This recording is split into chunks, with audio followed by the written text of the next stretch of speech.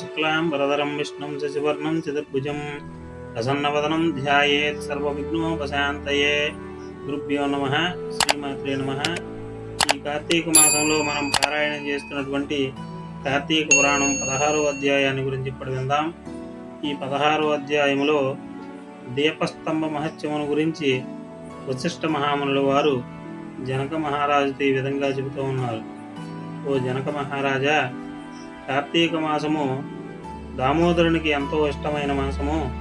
ఈ మాసములో స్నాన దాన వ్రతము చేయుట, సాలగ్రామ దానము చేయుట చాలా ముఖ్యము. ఎవరైతే కార్తీక మాసమునందు తనకు శక్తి ఉన్నను దానము చెయ్యరో అట్టి వారు రౌరవాది నరక బాధలు అనుభవిస్తారు. ఈ నెల రోజులు తాంబూలమును ఏ ఒక్కరోజు మరవకుండా తులసి కోట వద్ద గాని భగవంతుని వద్ద గాని ఉంచి దీపారాధన చేసినచో సమస్త పాపాలు నశించటయేగాక చివరకు వైకుంఠ ప్రాప్తి కలుగుతున్నది. కార్తీక శుద్ధ పౌర్ణమి రోజున నదిలో స్నానము చేసి భగవంతుని సన్నిధిలో దీపం వెలిగిస్తే పుత్ర సంతానం కలుగుతుంది. సంతానవంతులు చేసినచో సంతాన నష్టము లేకుండా పుట్టిన బిడ్డలు చిరంజీవులై ఉంటారు. ఈ మాసములో ధ్వజస్తంభమునందు ఆకాశ దీపమును వెలిగించిన వారు వైకుంఠములో భోగభాగ్యములు అనుభవించరు. కార్తీక మాసమంతయు ఆకాశ దీపముతో పాటు స్తంభ దీపానికి నమస్కరించిన స్త్రీ పురుషులకు సకల ఐశ్వర్యములు కలిగి వారి జీవితము ఆనందదాయకంగా మారుతుంది. దీపము పెట్టడానికి శక్తి ఉండి కూడా దీపం పెట్టలేని వారు లేదా దీపం పెట్టువారిని పరిహాసము చేయవారు చుంచు జన్మ ఎత్తుదురు. ఇందుకొక కథ చెప్తాను, శ్రద్ధగా విను నాయన అని వశిష్ఠ మహామునుల వారు దీపస్తంభము బ్రాహ్మణుడిగా మారుటి గురించి కథను జనక మహారాజుతో తెలియజేస్తూ ఉన్నారు. మంతగ మహాముని తన ఆశ్రమములో ఒక విష్ణు మందిరం ఉన్నది. అందులో ఆయన నిత్య పూజలు చేస్తూ ఉండేవారు. కార్తీక మాసములో ఆ ఆశ్రమం చుట్టుపక్కల ఉన్న మునులు కూడా వచ్చి పూజలు చేస్తూ ఉండేవారు. వారు ప్రతిరోజు ఆలయ ద్వారములపై దీపమును వెలిగించి ఎంతో భక్తి శ్రద్ధలతో శ్రీహరిని పూజించేవారు. అయితే ఒక రోజున ఆ మునులలో ఒక వృద్ధుడు తక్కిన మునులతో, ఓ ఋషీశ్వరులారా, కార్తీక మాసములో హరిహరాదుల ప్రీతి కొరకు స్తంభ దీపము వెలిగించినచో వైకుంఠ ప్రాప్తి కలుగుతుంది. కనుక రేపు కార్తీక శుద్ధ పౌర్ణమి, హరిహరాదుల సంతోషం కొరకు ఈ ఆలయానికి ఎదురుగా ఒక స్తంభమును పాతి దానిపై దీపము వెలిగిద్దాము. అందువలన మనము అడవికి వెళ్ళి స్తంభము తీసుకొద్దాము రండి అని అనగా అందరూ ఆనందంతో అడవికి వెళ్ళి వంకర లేని ఒక చెట్టు మొదలను నరికి దానిని ఆలయంలో స్వామివారికి ఎదురుగా పాతిపెట్టారు.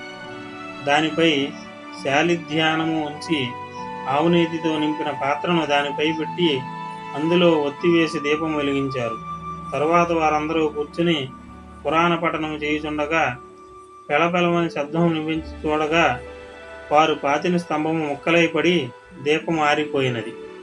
ఆ దృశ్యము చూసిన వారందరూ ఎంతో ఆశ్చర్యంతో చూచుచుండగా అంతలో ఆ స్తంభము నుండి ఒక పురుషుడు ప్రత్యక్షమై వారందరికీ నమస్కరించాడు. వారు అతనిని చూచి, పోయి నీవు ఎవరవు? ఈ స్తంభానికి నీకు సంబంధమేమి అని అడిగారు. అంతటా ఆ పురుషుడు, ఓ పుణ్యాత్ములారా, నేను క్రిందటి జన్మలో ఒక బ్రాహ్మణుడను, చాలా ధనవంతుడును కూడా. ధనగర్భంతో కన్ను మిన్ను గానక ఎన్నో అకృత్యాలు చేశాను.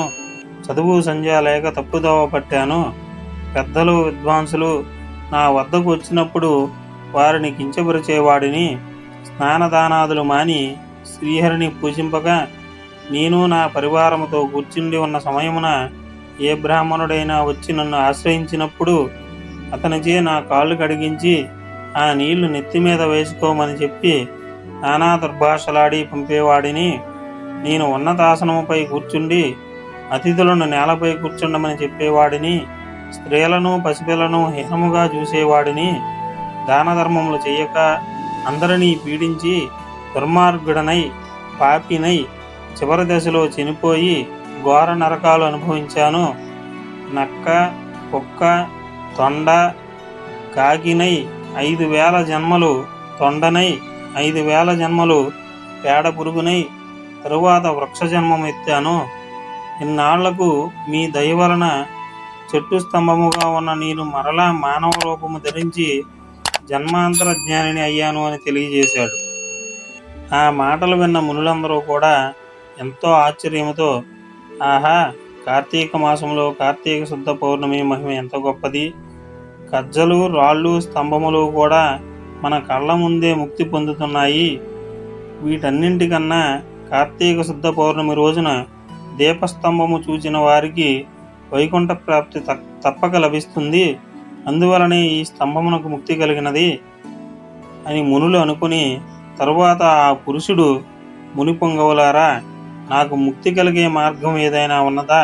ఈ కర్మబంధనం ఎట్లు కలుగును అని, అది ఏ విధంగా నశిస్తుంది అని నా ఈ సందేహాలకు సమాధానం చెప్పవలసిందిగా ప్రార్థిస్తున్నాను అని అక్కడ ఉన్నటువంటి మునులందరినీ అడిగాడు.